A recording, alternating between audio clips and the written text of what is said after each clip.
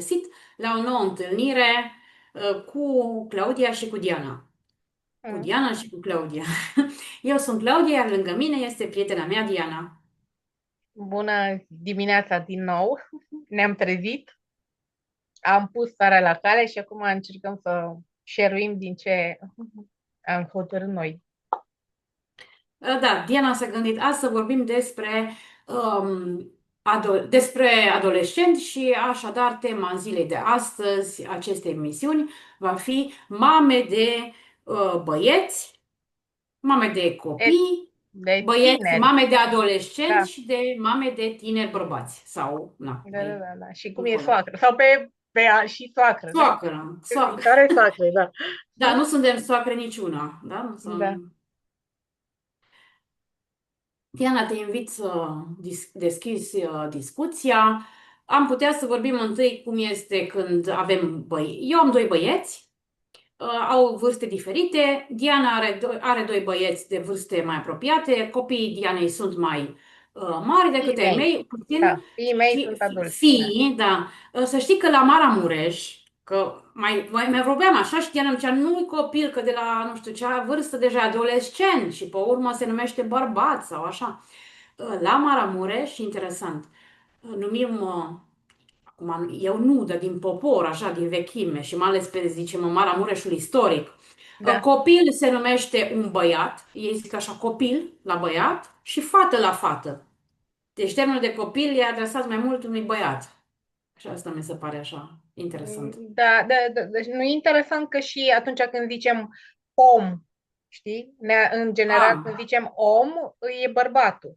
Dar ăla poate să fie, omul sigur, este multă lume se neutru. gândește la bărbat când zice om, dar homo sapiens, adică și eu sunt om, nu? Și de câte Da. ori nu zic femeile, și eu mai ziceam, da, știu, păi și eu sunt om și eu am nevoi. Mhm, Însemna da. asta pentru mine. Mersi, da, Diana, da. Sau când zicem la bărbat, mă, omule, mă, nu înțelegi, știi? Zicem așa, în general, nu zice, băi, bărbate, nu înțelege. Poate și că e mai ușor adică are cuvinte mai mici. Și atunci putem noi să vorbim mai mult, să spunem decât. Dar, revenind la problema, da, bărbaților din viața mea sau uh, e, uh, da, e o foarte mare chestie pe care eu am observat de când eram mică, legătura între mamă și fiu.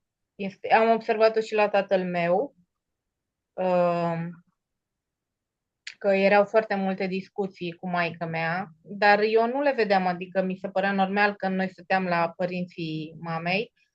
Dar între ei erau discuții, ce a zis mama lui, cum a făcut mama lui, ce adres, ce...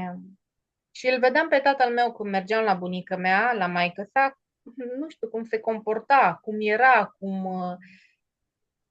foarte respectos, foarte, nu știu, da, ca un copil de poalele mamei. Eu așa îl vedeam. Chiar dacă avea 50 de ani, 60 de ani, mama lui a murit, chiar am făcut socoteala, când el avea vreo 50, nu, vreo 60 și ceva de ani, știi? Și Când tatăl tău avea 60 da, de da, ani. și de fapt nu l-am văzut până când am fost la mormântare. Da, bunica mea a murit când avea 90 de ani. Și am făcut noi socoteala că cum vroiam eu să fac o socoteală pentru că bunica mea, mama lui, am mai zis, s-a căsătorit, s-a logodit cu un domn, ea avea 24 sau 23 de ani, să zicem. Deci era oricum o fată bătrână pe vremurile alea, femeile la 16 ani aveau deja copii.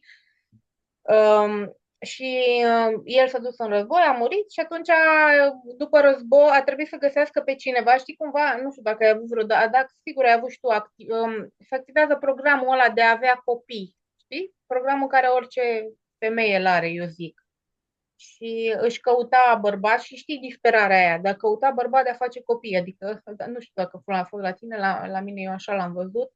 Și l-a găsit pe unchiul meu care avea 19 ani. Deci când taică meu s-a născut, bunicul, tatălui avea 19 ani. Nu? Deci mi se pare Deci foarte... când tatăl tău s-a născut, tatăl său, adică bunicul tău, a avut 19 ani. Deci l-a făcut la 19 ani. Da, Da, și bunica mea avea 24 de ani, deci era cumva mai... Oricum noi ne maturizăm mai... mai în vârstă. Deci mai bătrână, cum se zicea Da, atunci. dar oricum noi ne maturizăm mai repede. Na, noi acum observăm cum este la 19 ani. Adică la 19 ani e un copil în corp de bărbat. Atâta tot. Da, cu toate că mai de mult eu cred că se maturizau, poate că se maturizau mai repede interior, fiindcă trăiau altfel de vremuri prin care aveau altfel de nevoi, aveau altfel de griji, deja lucrau de la 7-8 ani, de Da, la 90 ani, aveau nevoie să aducă ceva în casă, era altfel, zic eu, ca și acum când au de toate și nu-i nevoie să mai da, să și dușească calități de a întreține o familie. observ o prosteală a bărbatului și chiar vorbesc cu un domn pe tema asta, o prosteală a bărbatului în sensul că nu mai are ce să facă. Femeia, adică eu ca femeie, e foarte interesant, vând două chestii. Eu ca femeie, dacă am de lucru ceva în grădină, depun enorm, adică nici n-am fost educată cum să vorbesc cu un bărbat ca să-l aduc să facă ceva în grădină, că primul lucru la ei este ok, și sex, cam așa primez mesaj, și sex când, știi? Dar noi ca femei, văd la femeile care sunt mai în vârstă, care au 70, cum diluiesc cu bărbații și cât de mult se enervează și cât de luni trebuie ca să vină doar să închidă apa, de exemplu, știi, jos, cum avem noi acolo robinetul la care trebuie închis. Na, m-am dus iar în altă parte.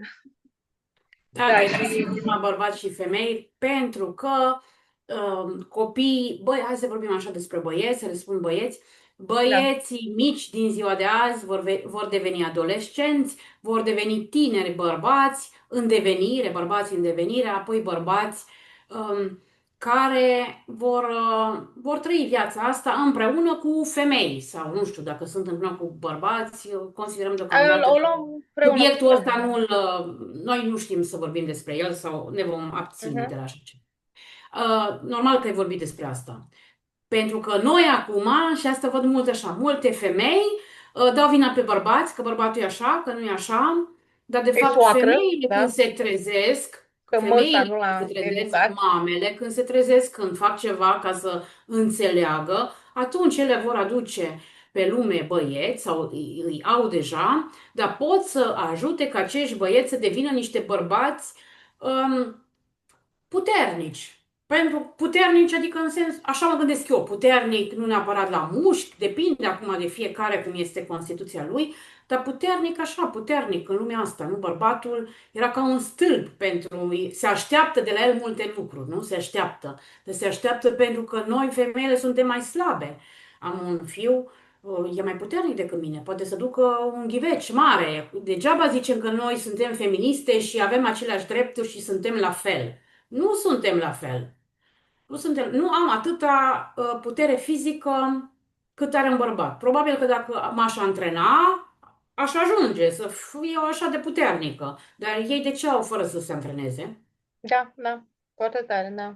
Și mai ales ca și terapeut, rămân foarte mirată de corpul bărbatului la 50 de ani și corpul femeii la 50 de ani.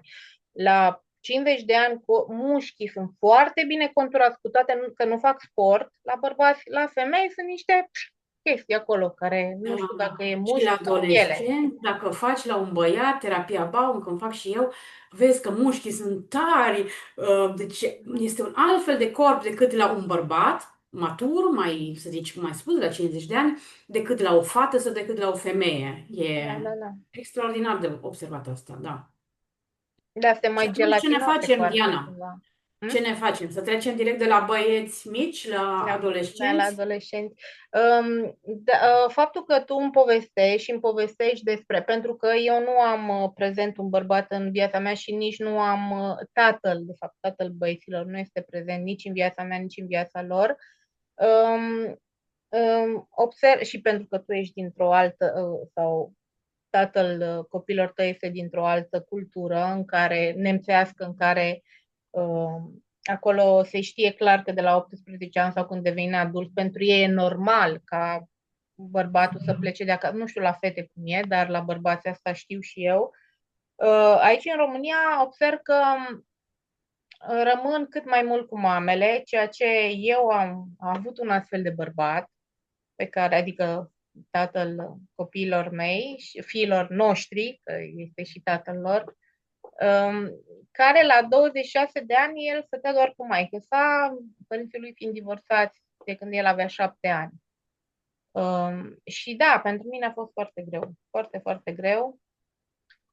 Țin minte când a venit acum, e o perioadă în care pentru mine a fost, nu pot să zic marcantă, să nu zic traumatizantă, pentru că în august era ziua lui Florin, este, că trăiește, dar aia, e ziua lui Florin, și pe 1 august ceva a venit soacră mea cu cumnata mea la noi și noi aveam un nuc și de atunci țin minte că în august nucile se pot mânca, știi? Că soacră mea tot mânca și zicea, hai să facem dulceață de nuci.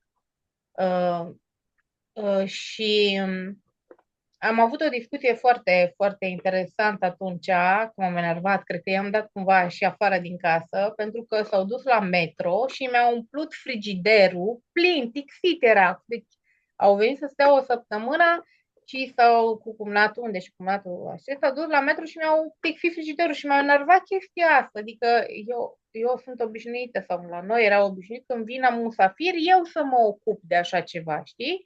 Ei au venit, au tixit frigiderul ca niște bucureșteni, sorry, dar ca niște bucureșteni așa. Da, într-un fel era foarte fain, pentru că n-au vrut să ne împovăreze sau n-au vrut și ei să fie drăguți, dar pentru mine era, știi, și mi s-a părut că sunt intrusă la mine în casă. Adică toată familia lui era aici, știi? Și ei stăteau acolo și râdeau și ha, hi, hi, și eu.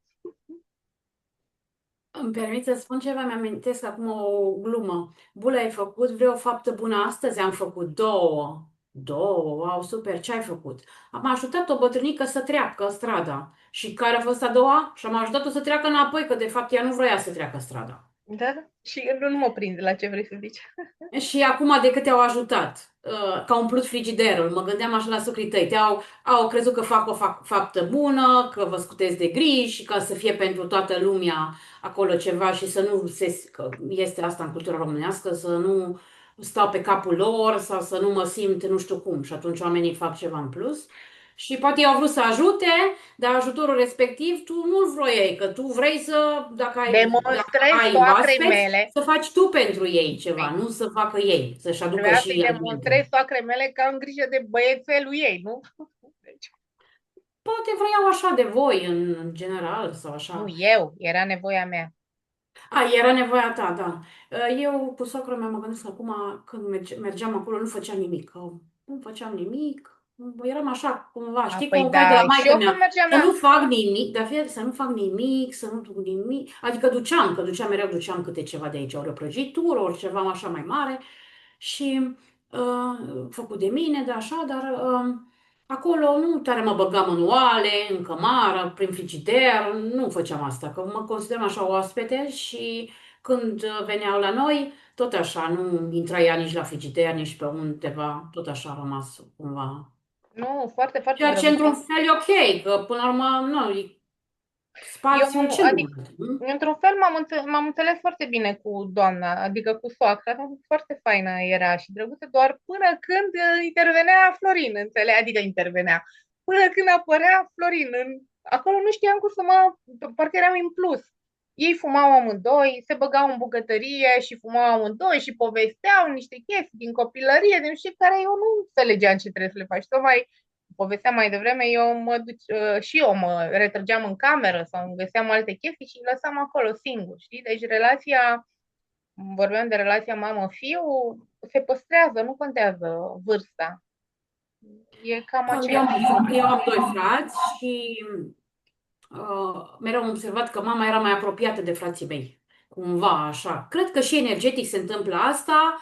Adică nu cred că așa și este, că este acolo bărbat-femeie, este vorba Cea de la altfel bază. de relație. Și de aia. De aceea se spune și că tata se înțelege bine cu fiica, mai bine decât fiica cu mama. Și asta la mine în familie și la ce mai văd, așa și este. Și bărbatul meu se înțelege foarte bine cu mama lui, dar și cu tatălui, dar așa, o relație specială și cu mama. Și cu fratele meu cumva am fost geloasă și când am fost mică. Adică de ce mama numai cu fratele, pe mine nu mă vede? Frații mei mai mici, dar totuși și eu exist. Și s-a persistat cumva asta că așa ca și o rană, să mă vadă mama și pe mine că exist. Dar mama, nu, tu ești fata lui tată tot, tu ești mai mare, tu te descurci. Pentru că văd asta de multe ori, că sunt familii în care există copil adică nu, mai mulți copii și copilul cel mai mic este de multe ori așa ținut ca și în puf de mamă, de ceilalți frați, toată lumea e nevoie să-l ajute. Și chiar am întâlnit de curând o familie în care băiețelul era mai agitat, făcea prostii și toată lumea râdea, zicea că iară faci ceva, iară. Și mama tot cu ochii după el. Pentru că el vedea că atunci când face câte ceva, toată lumea Primește îi dă atenție. atenție. Toată Da, lumea primește. atenție. Și atenția asta, până la urmă, dacă nu se întâmplă ceva, rămâne până când este adult și are familia lui și tot așa. Atenție de la mama partenera principală și atunci când un bărbat, acum mă închipui pentru că știu și cazuri în care sarmale așa de bune cum face mama, nu face nimeni. Dar tu de ce nu știi să faci clădite așa de bune ca și mama? Da, supă, mama face o supă de fasole, zic eu așa, atâta de bună, dar tu de ce nu știi să faci așa? Și atunci femeia va răspunde, dar să-ți facă măta. Da. Îi răspunde femeia mai înțeleaptă, nu? Să-ți fac, uite, asta, supa asta, nu o mai fac. Nu? De exemplu. Depinde aici și de cum este și femeia și bărbatul. Deci băiatul ăla mic, căruia îi plac mâncărurile făcute de mama lui. Da, eu acum, dacă m-am apucat să vorbesc despre subiectul ăsta, pot să spun și cum fac eu. Soacra mea face o salată de cartofi. Um, în partea asta țării unde locuiesc eu, se face o salată de cartofi într-un anumit fel. La 500 de kilometri în depărtare se face salata de cartofi diferită și ea o face grozavă. E foarte bună, îmi place mie, ne place tuturor. Dar e specifică, se face mai spre nord, salată de cartofi mai bună. Dar eu nu o fac acasă. Am întrebat-o cum se face, mi-a arătat, dar parcă cumva tot n-am înțeles. De fapt, nici nu am vrut să fac și am zis așa și copiilor. Salată de cartofi, așa, mâncați când suntem la bunica. Sau lasagne face bunica. Cred că am făcut lasagne de două ori, dar și aia vegetală și altfel și am zis lasagne, mâncăm la bunica. Pentru că nu vreau să intru în concurență cu bunica. Bărbatul, am noroc că nu mi-a spus niciodată nu face așa de bun ca și maică, dar cred că știe că e temperamentul meu, că zice merge și mâncați acolo. Da, sunt femei care poate sunt afectate de asta și nu știu cum să... Deranjată, da. Sunt deranjate și când ești deranjată ani de zile și nu spui, Hai că am luat-o de la experiența noastră cu soacrele și poate ajungem la am experiența ajuns la de... soacre și la Da, și mâncăruri. poate e foarte fain cum am luat-o în invers și poate ajungem la experiența noastră de mame, de adolescenți și acum tineri. Și da, este foarte tricky, pentru că la prietenele fiilor mei observ că se activează instantaneu programelul soacră. Ok? Deci pot să fac eu orice, eu tot soacră rămân. Ok? Și țin minte că și atunci bârfeam pe amândouă, ori el pe maică sa, ori eu pe maică mea, știi?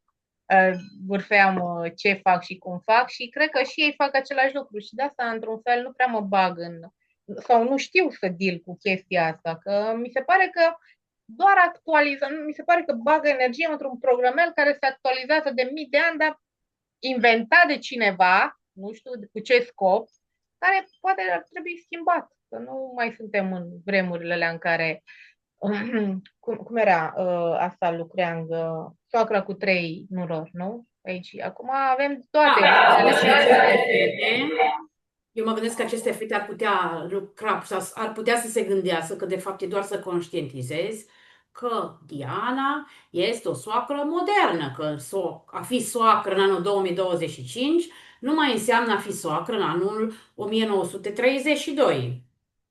Acum, să știi că depinde și de case. Acum, constat că istoria Normal. care ni s-a spus nouă era istoria țăranului, dar erau și familii bogate. Adică și sunt filme deja care arată modul în care, na, se trăia, chiar se trăia, oamenii erau mai înțelepți unii dintre ei decât suntem noi acum. Sunt și acum familii, se înțeleg foarte bine, nora cu soacra. Nu ar trebui să intrăm în astfel de programe, dar Mhm. da, cum spuneai, deci se intră automat în diferite programe, cum de socră, dar eu am văzut că se intră și în programul acum m-am căsătorit, tu mi-ești nevastă, sau acum m-am căsătorit, tu mi-ești bărbat, soț. Sunt Da, multe și eu programe. l-am văzut. Și eu l-am văzut. Tu ești copilul meu și eu sunt mama ta și iar este program acolo care rulează na, eu te-am făcut, faci ce Da, spun eu. vorbeam, începusem discuția și ziceam că vorbim și sau share și vă împărtășim și vouă din experiența de ce înseamnă mamă de adolescent când, în cazul Claudiei, are și un tată prezent, adică tatăl adolescentului prezent în casă și jocurile psihologice care sunt. Până la urmă, băiatul dorește să fie alfa, adică așa suntem creați, el dorește să fie creat și observ în jur foarte mulți, mai am și prieteni bărbați care povestesc despre experiențele lor cu băieților, care sunt adolescenți, 18-21 de ani. Sunt foarte mulți care nu se implică, care fug, adică, bine, vorbesc acum de bărbații divorțați, care băiatul să stă cu mama în continuare și răspunsul lui de tată este ceva de genul: dacă el îmi cere ajutorul, o să discut și o să văd. Dar în rest nu se implică. Și atunci, logică, dacă femeia acasă nu are un alt bărbat, programul ăsta eu sunt femeie, el devine bărbat, se activează așa o Iar rolul dinamică de, între. iar rolul de bărbat în casă, da. Da, și știi, devine ca mingea asta, yin-yang, adică orice am face, putem fi, dacă stau cu fiul meu în casă, devenim un cuplu. Da, un Da. cuplu poate care nu avem sex, Energetic vorbind, da? care Da, nu da, facem sex, da, dar în rest devenim un cuplu. Ai luat de da. mâncare, ai spălat vasele, când speli tu, cum fac eu, și pentru mine asta a fost foarte de speriat, pentru că mi-am dat seama că da, este foarte fain să am o experiență, este cea mai faină experiență, să am experiența de femeie cu fiul meu, pentru că eu l-am crescut în principiile mele. Este cel mai, cum să zic, frumos bărbat, înțelegi, care mi-este ușor să fac cu el, pentru că eu l-am creat, înțelegi? Adică l-am creat, eu l-am modelat și știu când să folosesc vocea, ce să zic, ce să fac, deosebire de bărbații străini care sunt, da, foarte mult mai greu de dresat. Știi? Și asta m-a speriat într-un fel și am zis, ok, ar fi bine să te duci să stai în gază, și lor nu prea le-a plăcut lucrul ăsta, pentru că îmi dădeam seama că nu mai doream alt bărbat. Adică era atât de bine cu el, pentru că eu ca femeie am nevoie de prezența unui bărbat în casă, dar era atât de bine și să-l văd așa, plus că, na, bărbații de 50 de ani sau peste 45 de ani arată corpul într-un fel, nu cum ai zis și tu. Corpul de adolescent, da, emană e foarte tentant ca femeie. Poate unele nu o să fie de acord că, vai, că ele sfinte, că nu știu ce, eu n-am văzut așa ceva. Deci se activează inconștient programul ăsta, bărbat-femeie.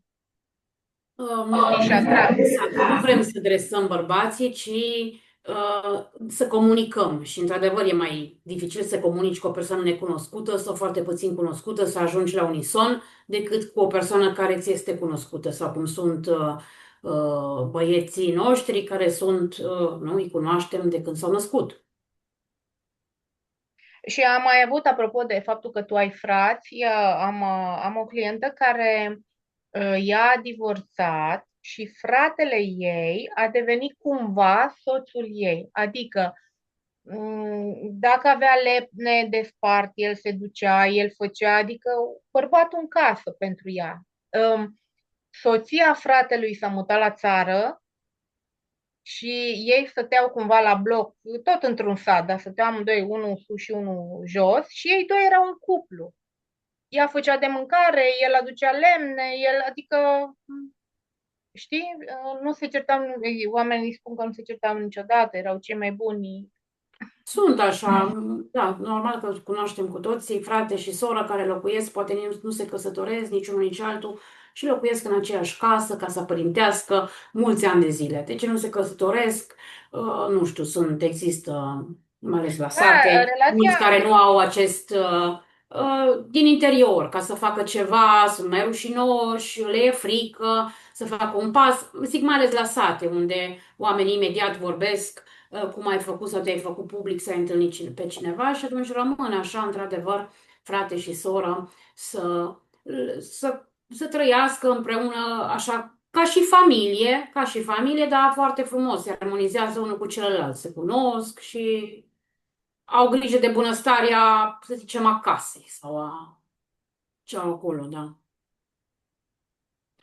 Așa am și cunosc doi băieți, doi bărbați, nu sunt băieți, că unul are către 60 de ani, sau poate amândoi sunt între 50 și 60 de ani, doi frați care tot așa nu au fost căsătoriți niciodată, nimeni nu i-a văzut cu vreo fată și sau femeie, sunt foarte rușinoși așa cumva, știți? Și să vorbească cu femei și după ce a murit mama lor, au rămas în casă și stau singuri acolo. Mai au și alți frate și soră, dar doi stau așa împreună. Unul și-a luat așa un rol, că vorbeam și de roluri și de energii. Unul merge la muncă și face bani și e constructor și celălalt stă acasă și are grijă de casă, de grădină, de toate cele. Sunt niște oameni uh, simpatici așa și omenoși, dar au rămas, adică nu da, au rămas în această energie acolo așa. Și e și greu să mai ieși din astfel de energii, zic eu, după ce te-ai da, obișnuit da. o mare parte din viață să ai cuibul tău și un anumit tip de energie, să mai schimbi ceva, pentru că o relație bărbat-femeie nu este întotdeauna ușoară. Trebuie să muncești, treci prin foc și prin pară și prin uh, fluturi în stomac, treci prin, prin diferite stări acolo și, nu? Da, e mai confortabil din punct de vedere emoțional, adică nu n-am o, ce observ eu, n-am o variațiune așa de mare de emoții, știi? Când este confortabil, dar când apar emoții, cum ai zis tu, fluturi în stomac, apar idei, apar și nu prea, da, e o schimbare de stare pe care pare să că ne e greu să o gestionăm. Adică suntem mai atrași de a păstra așa decât de a face. Cu toate că și inima, ai văzut când e la cardio, inima tot așa. Deci e normal Da, să avem da, așa, da, decât să da, avem da. că tac, tac, ăla e când stăm în pat și cu toate aparatele pe noi. Mai zis ceva înainte și ca să nu uit să continui ideea asta acum. În Germania am fost foarte mirată când am ajuns și am avut colegi mai în vârstă care spuneau, în sfârșit terminăm liceul. Terminăm. Aveau copii care terminau liceul și la 18-19 ani, părinții aceștia erau bucuroși. Era și fete, noi am avut un coleg, fată avea, da, adică nu doar unul, deci nu doar băieți, și fete, și tată cu fată, nu, de exemplu, tatăl îmi spunea. Um, că de-abia așteaptă să termine liceul și că fata pleacă de acasă. Sau o doamnă care o cunosc bine, avea două fete, pleacă de acasă. Deci nu e vorba doar de băieți, și fete. Și, dar ei de-abia așteptau și mă gândeam, vai de mine, ce cu părinții ăștia? Da. Aveam 20 și ceva de ani atunci. Ce cu părinții ăștia? Adică ei de-abia așteaptă să plece copiii de acasă? Vai, am terminat școala, de parcă ei ar fi făcut școala, nu copiilor. Ce e asta? Ca să văd mai târziu, să înțeleg că, într-adevăr, când merge un copil la școală și părintele este într-un fel la școală, adică cu toate nevoile și circul și ce se întâmplă cu școala și cu susținerea, și aici oamenii se bucură de la 18 ani ca să aibă viața lor, în sfârșit să poată să facă ce doresc, iar tinerii să fie pe picioarele lor, indiferent, unii merg la lucru, alții studiază, care cum poate și la ce nivel a ajuns, și să fie pe picioarele lor. Și tinerii își doresc, mulți. Cine nu-și dorește, e nevoit să-și dorească, fiindcă părinții le spun regulile de la, după ce îți termini școala, faci așa. Ceea ce mi se pare foarte, foarte, foarte bine. Îi spuneam tatălui meu mai de mult, tata vrea să rămân acasă. Și îi spuneam, tată, dar și eu nu știu, nu vroiam. Simțeam cumva că nu vreau să stau acolo. Adică de ce să stau lăsat toată viața, să nu mai văd nimic și mă duc la orașul la mic.